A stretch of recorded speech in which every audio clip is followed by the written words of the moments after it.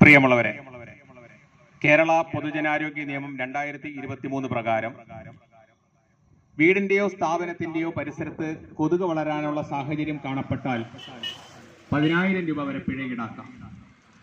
വീടിന്റെയോ സ്ഥാപനത്തിന്റെയോ പരിസരത്ത് എലി, തെരുവുനായ്ക്കൾ എന്നിവ പെരുകുന്ന രൂപത്തിൽ മാലിന്യം വലിച്ചെറിഞ്ഞാൽ 5,000 രൂപ പിഴ. പൊതുസ്ഥലത്ത് മാലിന്യം വലിച്ചെറിഞ്ഞാൽ 3 വർഷം വരെ തടവോ 25,000 രൂപ വരെ പിഴയോ ലഭിക്കും. ജലസ്രോതസ്സുകൾ മലിനമാക്കിയാൽ 3 വർഷം വരെ തടവോ 2 ലക്ഷം രൂപ വരെ പിഴയോ ഈടാക്കാവുന്ന കുറ്റകൃത്യം. ചാണകക്കുഴി, സെപ്റ്റിക് ടാങ്ക് തുടങ്ങിയ മാലിന്യ ശേഖരണ സംവിധാനങ്ങൾ ആരോഗ്യത്തിന് ഹാനികരമായ രൂപത്തിൽ കാണപ്പെട്ടാൽ 10,000 രൂപ വരെ പിഴ ഈടാക്കാവുന്നതാണ്. പൊതു ഓടകൾ മലിനമാക്കുകയോ തടസ്സപ്പെടുത്തുകയോ ചെയ്താൽ 30,000 രൂപ വരെ പിഴ ഈടാക്കാവുന്നതാണ്. ഈ രൂപത്തിൽ വിവിധ വകുപ്പുകൾ ഉൾക്കൊള്ളിച്ചുകൊണ്ടുള്ള കേരള പൊതുജനാരോഗ്യ നിയമം 2023 നമ്മുടെ പഞ്ചായത്തിലും നമ്മൾ നടപ്പാക്കുകയാണ്. അതിന്റെ ഭാഗമായി പൊതുജനാരോഗ്യ സമിതി രൂപീകരിച്ചു, ഉദ്യോഗസ്ഥർക്ക് ഉത്തരവാദിത്തങ്ങൾ നൽകി.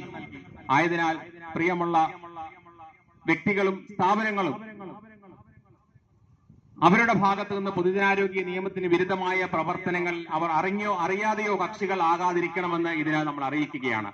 എല്ലാ ആളുകളും ഈ നിയമം ഫലപ്രദമായി നടപ്പാക്കുകയും അങ്ങനെ നമ്മുടെ സംസ്ഥാനം ഒരു പൊതുജനാരോഗ്യ രംഗത്ത് മികച്ച നിലവാരമുള്ള സംസ്ഥാനമായി മാറാൻ, മാലിന്യമുക്ത കേരളമായി മാറാൻ ഏവരും സഹകരിക്കണമെന്ന് ഇതിനാൽ അഭ്യർത്ഥിക്കുന്നു. നന്ദി, നമസ്കാരം.